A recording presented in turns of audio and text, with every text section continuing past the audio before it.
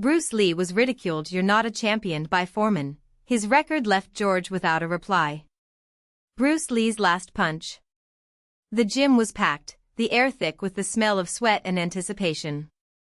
George Foreman, heavyweight champion of the world, looked at Bruce Lee with a sneer as reporters recorded his every word.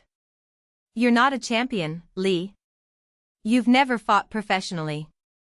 Your record. Training, exhibitions, choreography. That's not real fighting." The audience laughed, some journalists shook their heads in agreement. But Bruce didn't move. His eyes, dark and razor-sharp, remained fixed on Foreman. "You're right," Bruce said, his voice calm, almost soft. "I've never been a champion in the ring." "But what is a champion, George?" "Someone who gets on a stage, exchanges punches for money and then disappears? Or someone who changes the way the world sees fighting?" Foreman snorted, crossing his huge arms. "Nice words.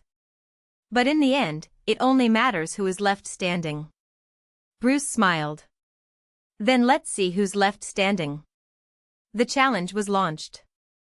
Not an official fight, that would be impossible, given Foreman's status as professional boxing's undisputed champion.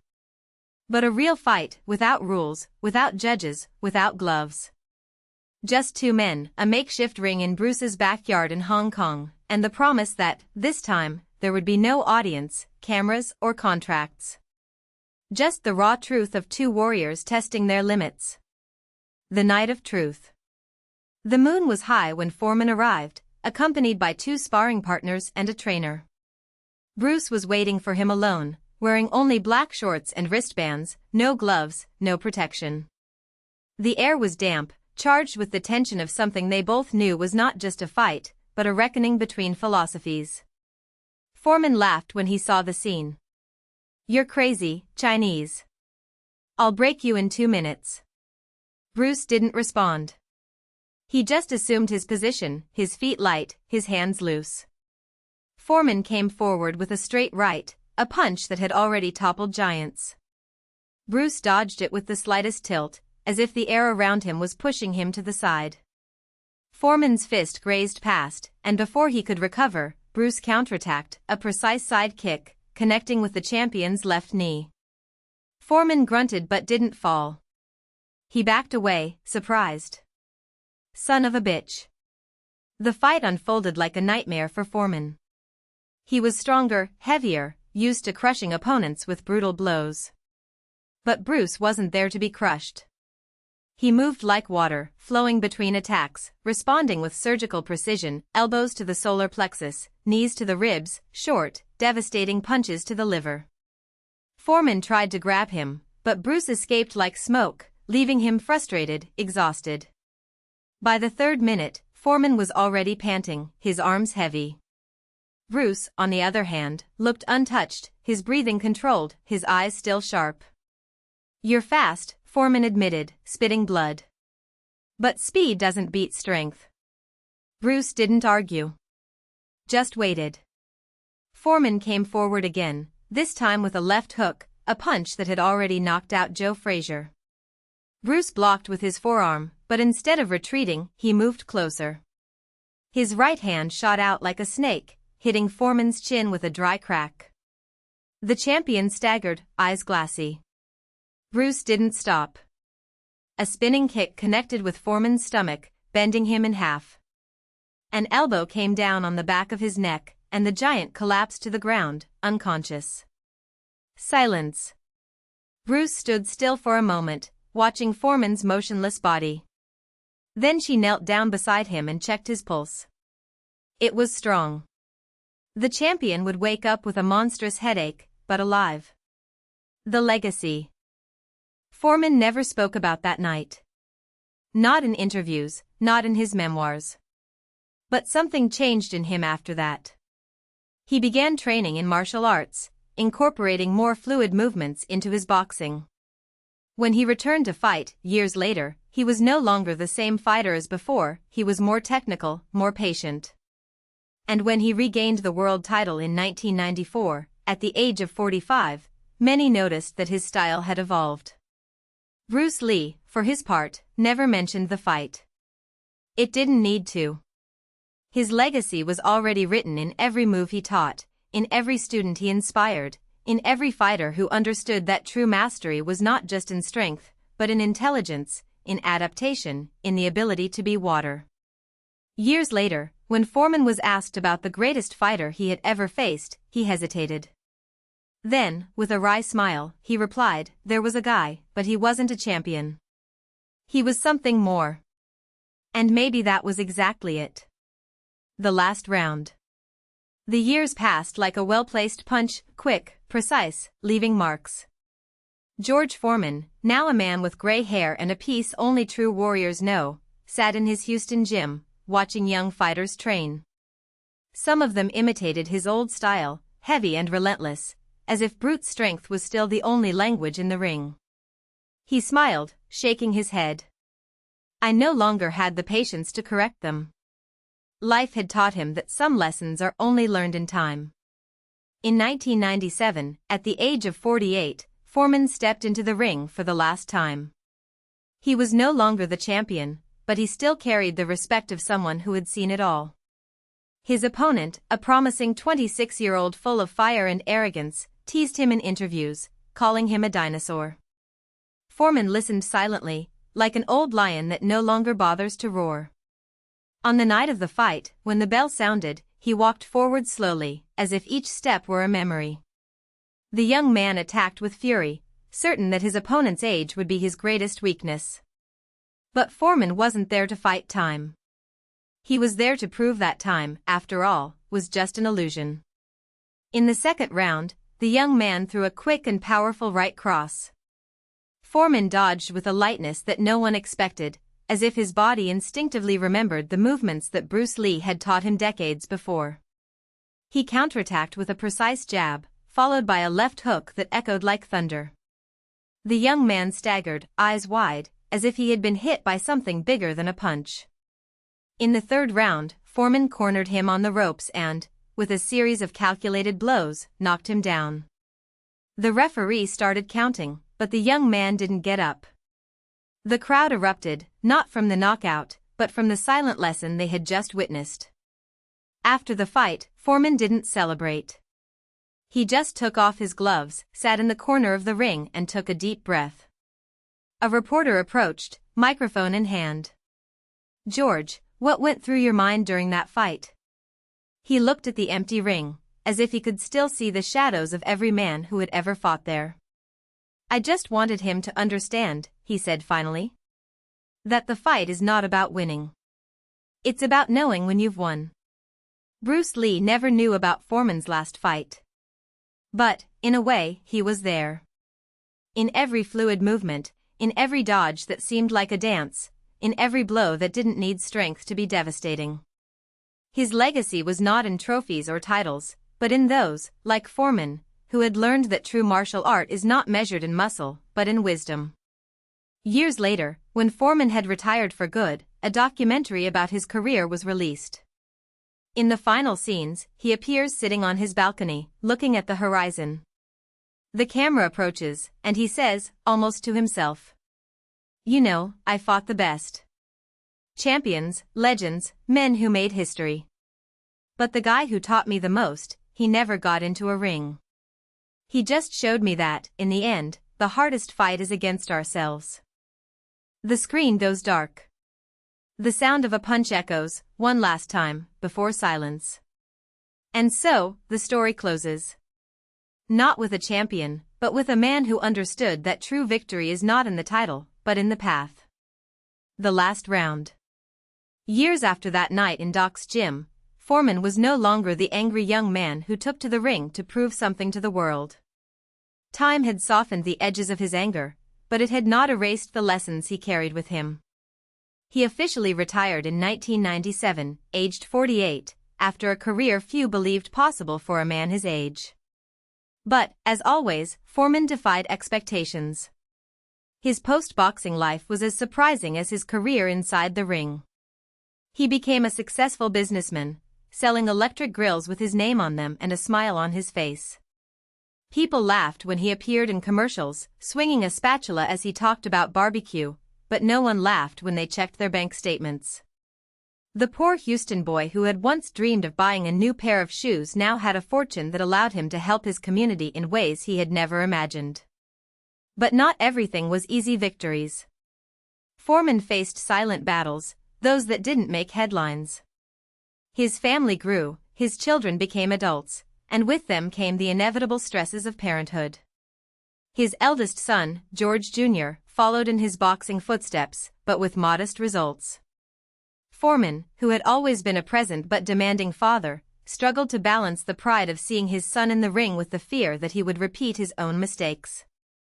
One sleepless night, he found himself reliving the conversation he had had with Doc decades before. "You are not your past," the old man had told him. Now, he had to remind himself that his son wasn't him either. It was at this time that the invitation for the documentary arrived. The producers wanted to tell the story of the invincible Foreman, the man who came back from the dead to regain the world title.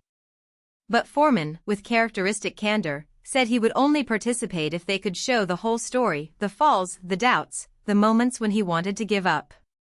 "Nobody wins alone," he repeated, like a mantra. Filming took him back to places he hadn't visited in years. Doc's gym, now renovated, but still with the same peeling walls and the same smell of sweat and liniment. The producers wanted to recreate the Ali fight, but Foreman refused. "I don't need to prove anything to anyone," he said, with a calm smile. Instead, they filmed him walking through the streets of Houston, pointing to the alleys where he had wrestled with his friends, to the church where his mother dragged him on Sundays, to the makeshift ring in his backyard where he trained alone under the scorching sun. The most revealing moment, however, came when he returned to Zaire, decades after the rumble in the jungle. The city of Kinshasa had changed, modern buildings, paved streets, an airport that bore no resemblance to the chaos of 1974. But the stadium where he and Ali had made history was still there, abandoned, with the stands covered in weeds and the walls covered in graffiti.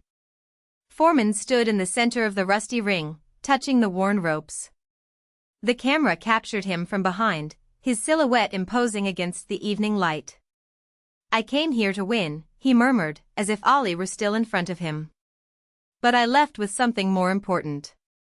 He didn't explain what it was. It didn't need to. Over the next few months, as the documentary was being edited, Foreman received an unexpected call.